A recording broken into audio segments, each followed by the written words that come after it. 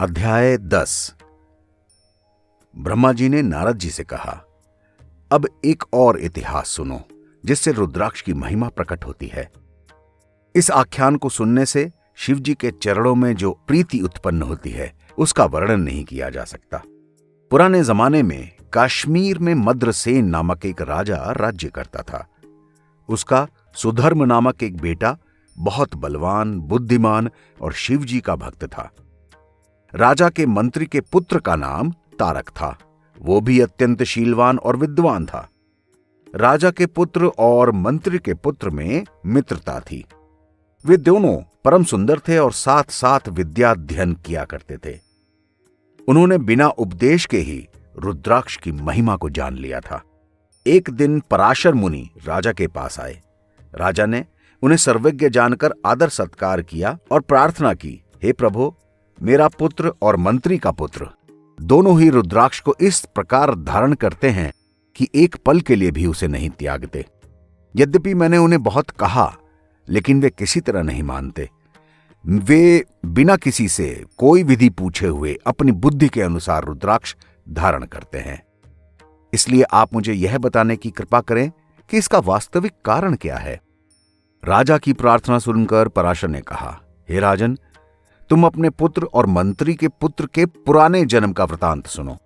पुरातन समय में महानंदा नामक एक महिला नंदीग्राम में रहती थी। वो बहुत परम सुंदरी और धनवान थी। उसने एक बंदर और एक कुत्ते को पालकर उन्हें नाचना सिखाया था। वो बहुत सारी महिलाओं के साथ शिवजी की स्तुति गाती और बंदर और कुत्ते को रुद्राक्ष पहना कर नचाती। उन दोनों का नृत्य दर्शकों को अत्यंत प्रिय लगता था। संयोगवश एक दिन उस महिला के घर पर आग लग गई। महिला ने उन दोनों को शीघ्रतापूर्वक बाहर निकाला, लेकिन उस दिन से वो दोनों फिर घर में नहीं लौट कर गए और दुखी होकर मन में भटकते रहे। समय आने पर रुद्राक्ष धारण किए हुए ही उन दोनों की मृत्यु हो गई, जिसके कारण उन्हें शिवलोक मिला। हे राजन, वही बंदर तुम्हारे घर में पुत्र बनकर पैदा हुआ और वही कुत्ता मंत्री के घर में पुत्र बनकर पैदा हुआ है। ये दोनों पूर्व जन्म के मित्र हैं और उसी रुद्राक्ष की महिमा का स्मरण करके इस जन्म में भी रुद्राक्ष से अलग नहीं होते। ये दोनों रुद्राक्ष धारण करने की वजह से और शिव पूजन करने की वजह से पुनः शिवलोक को प्राप्त करेंगे।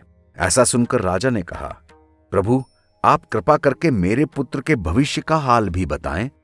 तब पराशर जी ने उस राजपुत्र को अपने पास बुलाया, ऊपर से नीचे तक देखा और कहा, यह राजन, इस बालक की अवस्था केवल 12 वर्ष की है। आज से 7वें दिन यह अवश्य मर जाएगा, लेकिन हम तुम्हें एक उपाय बताते हैं। उसे करने से इसका जीवन बच सकता है। भगवान सदाशिव के भी काल हैं। मृत्यु शिवजी से हर समय भयभीत रहती है। यदि शिवजी कृपा करें तो तुम्हारा पुत्र मृत्यु के मुख से बच जाएगा।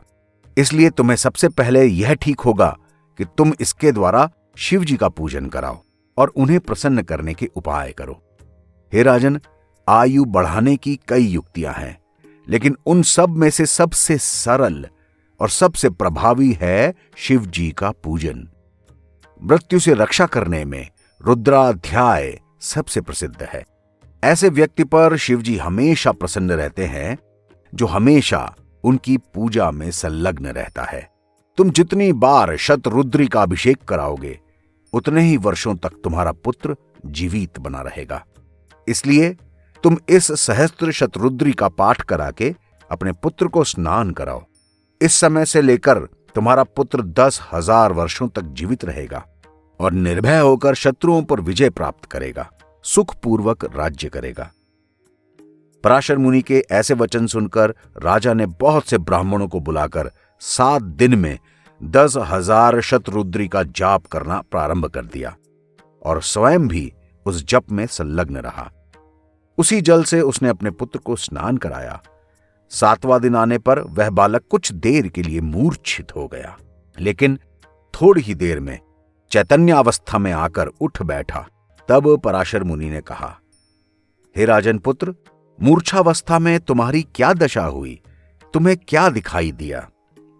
तब राजा के बेटे ने कहा, हे मुनिराज, मैंने ऐसा देखा कि एक भयानक रूपधारी मनुष्य हाथ में डंडा लेकर मुझे मारने आ रहा है।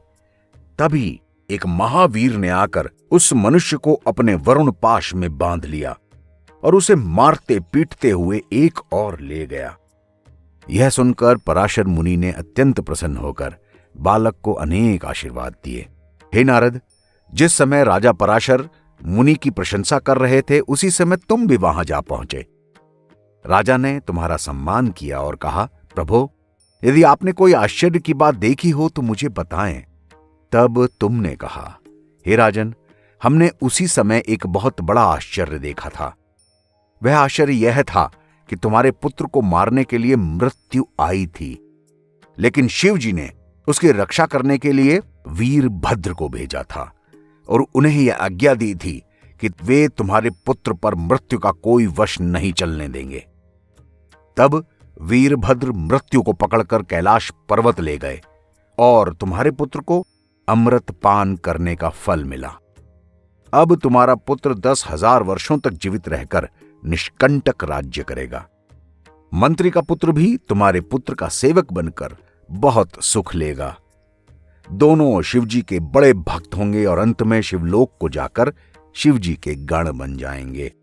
इतना कहकर तुम अपने स्थान को लौट आए। जो भी लोग इस कथा को सुनते हैं, कहते हैं और दूसरों को सुनाते हैं, उन्हें दोनों लोकों में सारे तरह के सुख मिलते हैं।